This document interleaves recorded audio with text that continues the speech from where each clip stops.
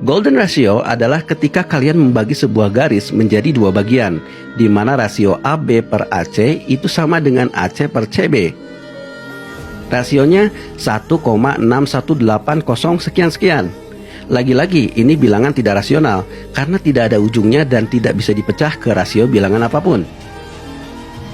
Golden ratio ini pertama kali diungkapkan dalam bukunya Euclid berjudul Elements, abad ke-5 sebelum Masehi. Euclid, kalau kalian tidak tahu, dialah yang pertama kali mengenalkan dasar-dasar geometri seperti yang kalian pelajari di sekolah dasar. Nah, walaupun golden ratio ini cukup sederhana, hanya tentang rasio panjang garis, tapi ternyata rasio inilah yang mengendalikan hampir semua ukuran di alam ini. Yang paling mudah bisa kalian temukan di tubuh kalian sendiri. Panjang lengan kalian dari siku ke ujung jari dengan siku ke bahu, rasionya 1,6. Begitupun dengan pusar ke ujung kaki dengan pusar ke ujung kepala, rasionya 1,6. Begitupun dengan anggota tubuh lainnya seperti jari-jari tangan. Terlebih di wajah, posisi mata, hidung, alis, bibir, semuanya adalah golden ratio.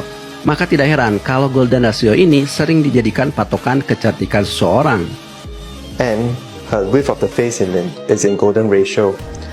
Eyebrows as well, from the end to the arch to the length of the eyebrow, they are in golden ratio proportion.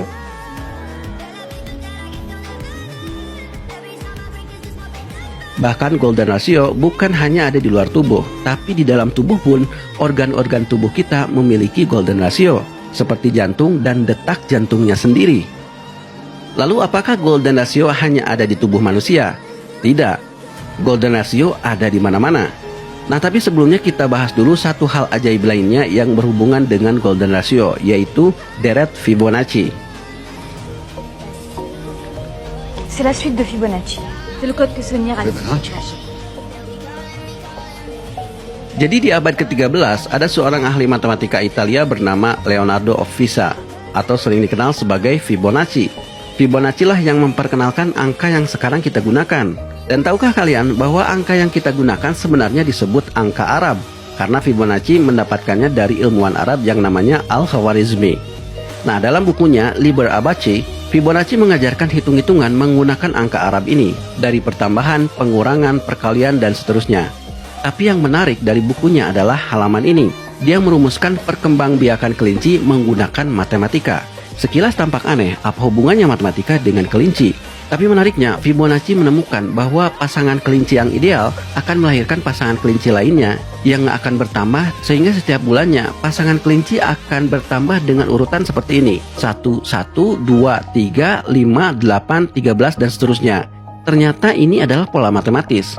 Setiap angka yang muncul dalam deret ini adalah penjumlahan dari dua angka sebelumnya. So 1 plus 1 is 2. Now 1 plus 2 is 3. 2 plus 3 is 5. 3 plus 5 is 8. Deret inilah yang kemudian dikenal sebagai deret Fibonacci. Menariknya, apa yang ditemukan Fibonacci ini ternyata lebih dari sekedar urusan kelinci. Para ilmuwan menemukan bahwa deret ini muncul di mana-mana. Contohnya pada bunga. You know, look at flowers, for example. So there are many flowers that have 3 petals like this, or 5 like this. Some of them may have 34 or 55. These numbers occur very often. Jadi kalau kalian perhatikan bunga dengan jeli, jumlah kelopaknya ternyata tidak sembarangan. Jumlahnya ada yang 3, 5, 8, 34, 55, dan seterusnya. Sekilas tampak acak, tapi ini adalah angka-angka pada deret Fibonacci. Yang paling menarik adalah bunga matahari. Kalau kalian perhatikan bunga matahari, bijinya tersusun membentuk spiral. Kalau kalian hitung jumlah spiralnya, baik yang searah jarum jam maupun yang berlawanan arah jarum jam, dua-duanya adalah angka Fibonacci. Bukan hanya itu, biji-bijinya pun tumbuh dengan cara unik. Mereka tumbuh satu persatu dari tengah dengan sudut 137,5 derajat. Studies have shown that under many growth conditions, each floret should emerge at an angle of 137.5 degrees from the one that came before. Amazingly, 137.5 degrees is a well-known angle called the golden angle. Deret Fibonacci bisa kalian temukan juga pada kulit nanas.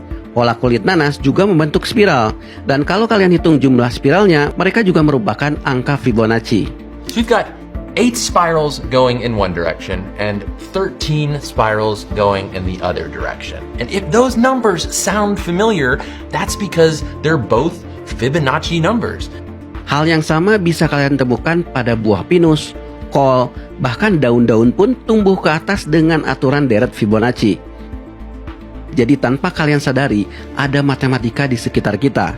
Ini yang membuat para ilmuwan bingung, bagaimana tumbuhan tahu matematika? So, do plants know math? The short answer to that is no. Plants can't do math. They can't count. So why is there this connection? Keajaibannya tidak berhenti sampai di situ. Kalau kalian bagi dua angka yang berurutan dari deret Fibonacci, semakin tinggi angkanya, maka rasionya pun akan semakin mendekati golden ratio. Dan ini yang menarik, kalau setiap angka pada deret Fibonacci ini disusun membentuk bujur sangkar yang saling bertumpuk, maka setiap bujur sangkar yang bersebelahan, rasionya juga adalah golden ratio. Yang paling menarik adalah kalau kalian tarik garis lengkung melewati setiap bujur sangkar, maka garis itu akan membentuk spiral. Dan spiral ini cocok sekali dengan semua bentuk spiral yang ada di alam.